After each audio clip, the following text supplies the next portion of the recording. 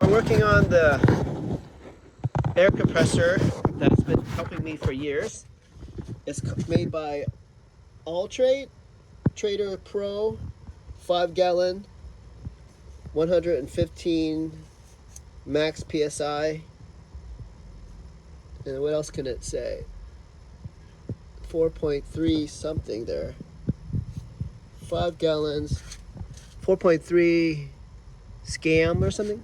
Anyways, I noticed that I probably need to change the oil. It is quite dark.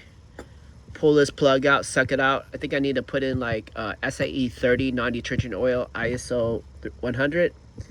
And then my main problem today is this unit is leaking air right out of this, similar to a shredder valve. But I think it's leaking because it's getting a sample of the air coming from here, which is my check valve. My check valve exists in like a lot of these. That right there, that baby there. It used to be setting vertical.